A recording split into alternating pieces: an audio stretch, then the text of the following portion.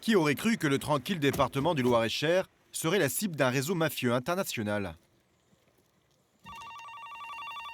Oui, Madame Clément, c'est le chef du veau de la gendarmerie de Muide. oui. C'est pour venir vous voir si ça vous pose pas de problème. Non, monsieur Clément vient vous chercher. D'accord. Allez, bien. Nous sommes début janvier. Quelques jours plus tôt, monsieur et madame Clément ont vécu le pire réveillon de leur vie. Vers 19 h, ce couple de retraités sort faire une dernière course et oublie de brancher l'alarme. Voilà. Ils sont passés par là. Ils ont forcé la baie. Ils sont partis par là. Alors, ils ont forcé, ils ont des tournevis et tout ça. Et puis alors là, voyez-vous, c'est pété. Moi, à mon avis, ils sont passés par là, ils n'ont pas fait le grand tour. Non, de toute façon, oui.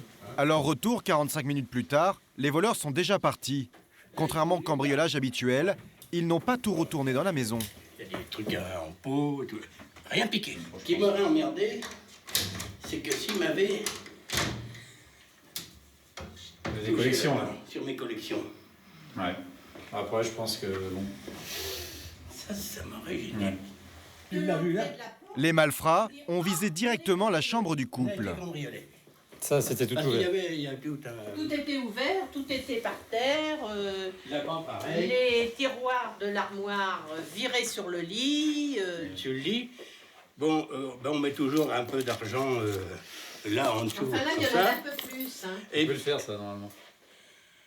Comment? Il faut plus le faire, ça, normalement. tout ce qui était beau, ils l'ont pris. Mais tout ça, ils l'ont laissé. Ils n'ont pas touché à ces bijoux sans grande valeur. Seuls les métaux précieux, or et argent, les intéressaient. Voilà. Le couple n'avait dans sa vie jamais été cambriolé. Vous l'avez vécu comment ce...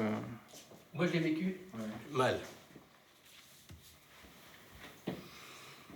Et moi, je souhaite à personne que ça arrive, hein, parce que c'est vraiment Oui, mais traumatisant. c'est encore, hein. Il y en a, pas de bol. Quand c'est arrivé une fois, après, les gens ont tendance à dire si ça arrive une deuxième fois. Moi, il y je a une colère quand même. ne connais pas un ennemi, me faire ça, c'est vache. Les voleurs n'ont laissé aucune empreinte dans la maison. Que le lendemain, Le seul indice, à peine exploitable, se trouve à l'extérieur, sur la palissade. il y avait des traces. Ah bah tiens, on en voit encore quelques-unes, là, de la semelle, là. Du travail de pro. Dans le jargon, les gendarmes appellent ça un cambriolage à la roumaine. Des raids éclairs sans laisser de traces, en pleine journée, lorsque les propriétaires sont absents. Et du métal précieux comme seul butin. Jusqu'ici, avec la flambée du cours de l'or, les malfrats venus des pays de l'Est frappaient surtout en région parisienne. Désormais, ils écument la campagne, dont celle du Loir-et-Cher.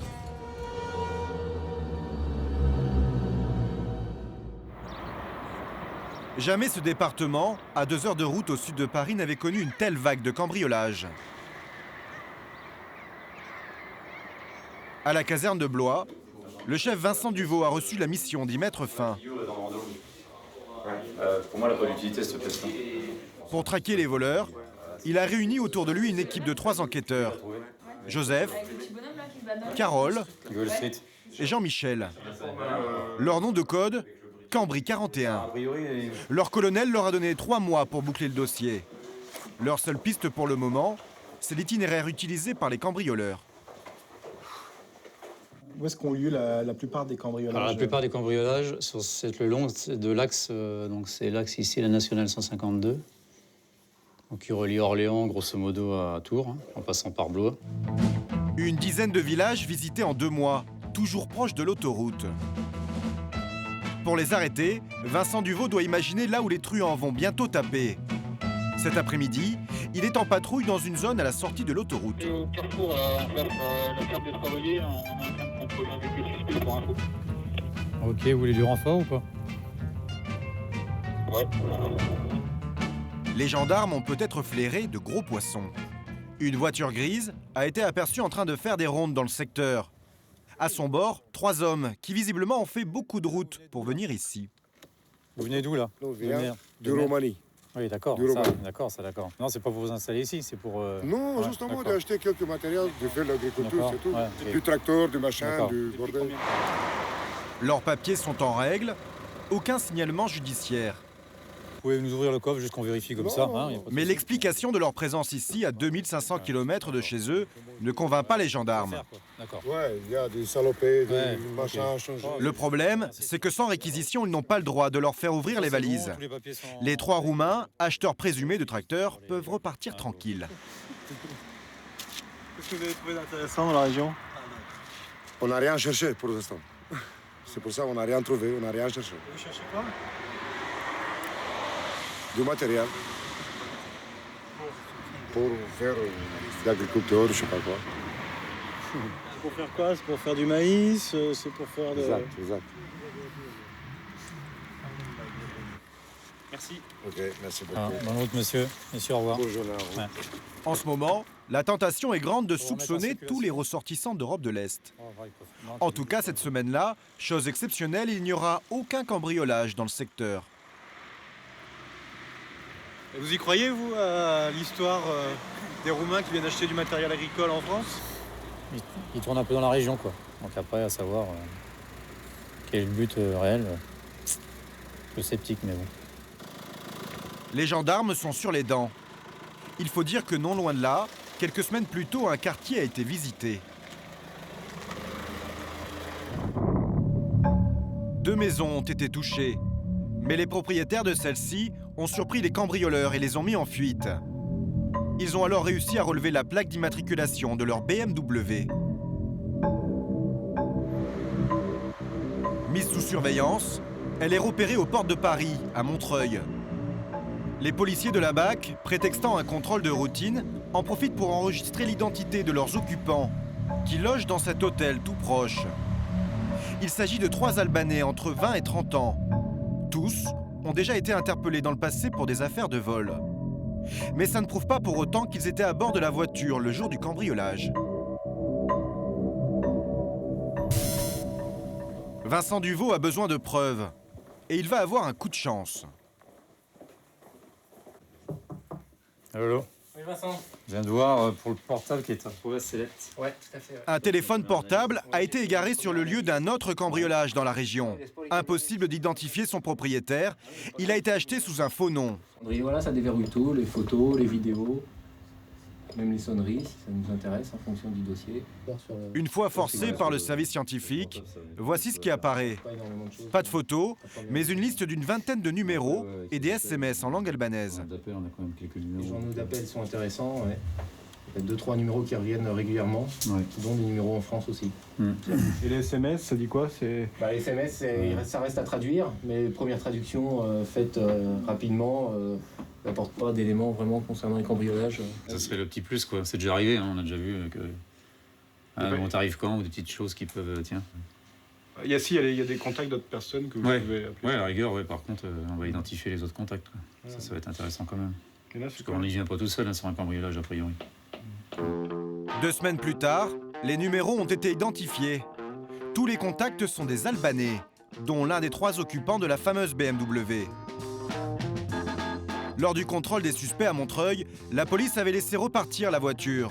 Mais par chance, leur véhicule a été retrouvé abandonné à Châteauroux, dans le département voisin. Passez pas trop près pour pas trop le polluer, le machin. Ces occupants l'ont laissé sur le bord de la route à cause d'une panne. S'agit-il des suspects de Montreuil? 1 mois s'est écoulé depuis qu'ils ont été contrôlés par la police. Alors Vincent Duvaux veut savoir s'ils ont continué à utiliser cette voiture. A priori, d'après les techniciens, c'est que de la trace de gants, hein, donc il n'y a pas de trace qui ressort. Il n'y a pas d'effet personnel, choses comme ça. Joli catapsole. Ouais. Et une bouteille. Une bouteille Evian, Ouais. 50 centilitres. Ça peut être intéressant, par contre, peut-être. Une bouteille d'eau presque vide. Les occupants de la voiture ont certainement bu au goulot et laissé leur ADN dessus. Vous êtes optimiste? Bon, et des fois, il suffit d'une chose. Hein. Là, le résultat des analyses, dans combien de temps? 5 semaines, on va dire. Ouais. On va prendre large. Ça reste encore raisonnable. Bon. Si on a d'autres choses à traiter par ailleurs, ça me permet. Mais bon. En attendant, les malfrats courent. Ah bah oui. 5 semaines pour analyser des pièces à conviction. On est loin des séries policières américaines. Ce temps-là, les gendarmes vont quand même le mettre à profit.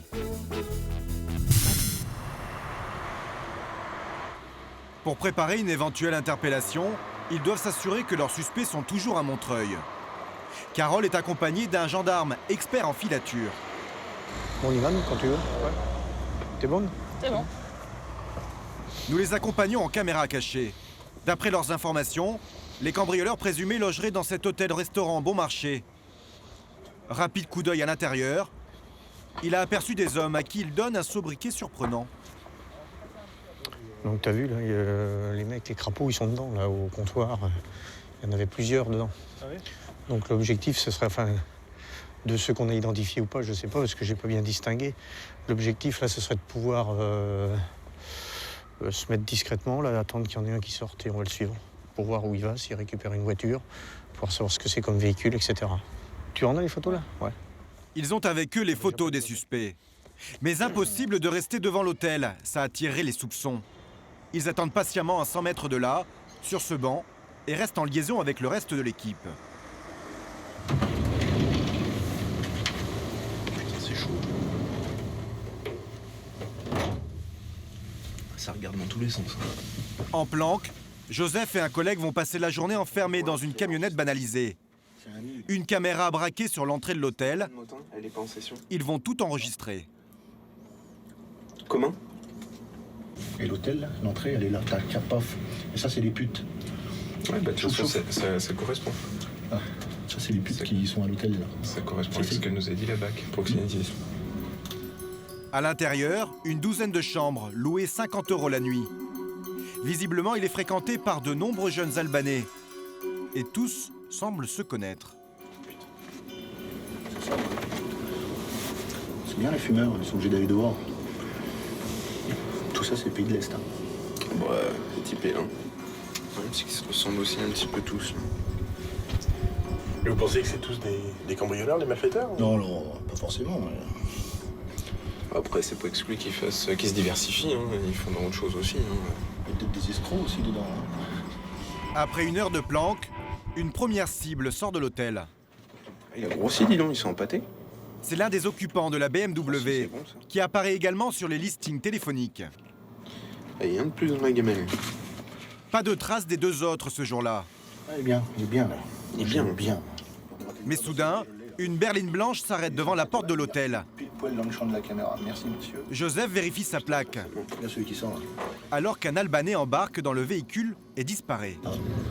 Ouais. Mais ils partiraient bien bosser, les mecs là. Hein. Je te remercie. Salut. Royal au bar. La bagnole est immatriculée au nom de garages qui sont déjà identifiés. C'est-à-dire que les bagnoles qui sont vues chez nous elles proviennent déjà de ces garages-là. Donc déjà, on est sur la bonne On est piste. sur le même truc, quoi. La voiture vient du même garage que la BMW. C'est un indice de plus. Une fois qu'on les aura en face de nous en garde à vue, il faudra quand même pouvoir leur mettre des choses en face, parce que c'est pas le genre de gars qui vont s'allonger facilement. Donc c'est de récolter un maximum de preuves à leur mettre en face, de sorte à ce qu'ils puissent pas dire à nier ou à l'évidence ou leur implication. Au moment de lever le camp, un rebondissement. Les hommes du chef du Veau apprennent que d'autres enquêteurs sont ce jour-là en repérage autour de l'hôtel. Des gendarmes de Saint-Germain-en-Laye, tout proches, eux aussi sur la piste des cambrioleurs albanais. Cette concurrence imprévue les agace un peu. Au téléphone. Alors, ils sont sur CR, ça fait 10 mois qu'ils travaillent dessus. C'est cette équipe-là. Enfin, moi, je lui ai pas donné les noms, parce que de toute façon, déjà, je les connaissais pas. Ouais. Et puis, je lui ai rien dit. Ah, c'est la guerre, là, entre gendarmes pour savoir qui va attraper les cambrioleurs. Il y a la prime au bout, hein. Il y a la prime au bout. La prime de capture. Ouais. C'est pas la prime de capture. Donc là, on se taquine un peu, mais on va trouver un terrain d'entente. Sauf qu'il n'empêche que nous, on a décidé, on a programmé notre truc. Bon, dans l'esprit, on va pas attendre 6 mois de plus pour leur faire plaisir à eux s'ils sont pas prêts. Nous, si on est prêts, on y va. Hein. Il va falloir téléphoner au labo, qui nous ressortent l'ADN le plus rapidement possible. Et puis, dès qu'on a, on vient, on frappe. Il faut plus attendre. Dans la foulée. Après 3 mois d'enquête, pas question de se faire voler la vedette par les gendarmes parisiens. D'autant que le labo de la police scientifique a envoyé avec un peu d'avance les résultats des analyses ADN prises sur la bouteille d'eau. Manquait la fameuse bouteille d'eau, toujours avec l'eau dedans. qu'on avait vu. Et alors, elle a parlé cette bouteille ou pas? Elle a parlé. Qu'est-ce qu'elle a dit? Elle nous a donné un nom. Donc un nom d'une personne qu'on vise dans la procédure. Donc ça tombe bien, c'est qu'on ne s'est pas complètement trompé. Donc ce qui laisse penser que cette personne occupait habituellement le véhicule BMW, quoi. En clair, l'un des utilisateurs réguliers de la BMW fait partie des suspects surveillés à Montreuil. Il leur faut agir sans tarder. D'après les derniers éléments de l'enquête, ces malfrats présumés se rendraient régulièrement en Albanie. Donc on a retrouvé une trace. Hein. Donc le 23 janvier, c'est rendu. Il est parti à Paris-Charles de Gaulle, direction Tirana, quoi, via Budapest. Là, c'est un billet à 250 €. Là. Donc ils y vont assez régulièrement quand même. Donc, pour des gens qui n'ont pas de profession déclarée ici en France, bon, l'argent, il faut le trouver quelque part, quoi. L'interpellation de ces hommes est prévue la semaine suivante. Mais surprise, Vincent et son équipe vont être dessaisis du dossier. L'affaire a pris des proportions qu'ils n'imaginaient pas.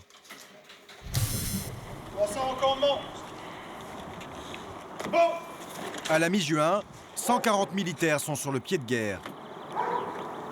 Dispositif rassemblé, à vos ordres, mon collègue. Merci. Donc aujourd'hui, c'est l'aboutissement d'une enquête, je dirais, de longue durée concernant, je dirais, des bandes d'Albanais. La gendarmerie nationale a finalement confié l'opération à la section de recherche de Versailles. Après des mois d'enquête, ils ont réalisé qu'ils étaient en réalité 5 départements à travailler chacun de leur côté sur le même réseau de cambrioleurs. Ce matin, ils ont une douzaine de suspects à arrêter. On leur attribue au moins 150 cambriolages.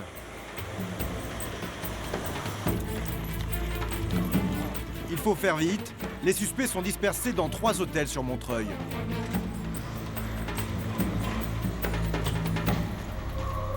Le chef présumé de cette organisation est un mafieux albanais, déjà recherché en Allemagne pour des affaires de stupéfiants. Il vit tout près dans cet appartement depuis plusieurs mois. Et c'est un homme dangereux. Les allers-retours en Albanie, les nuits d'hôtel, les voitures. Durant des mois, tout aurait été pris en charge par cet homme d'une 50aine d'années. Les gendarmes trouvent chez lui de quoi le mettre à l'ombre pour quelque temps. Qu'est-ce qu'il y a là-dedans? Des bijoux? 2,5 kg de bijoux en or et argent.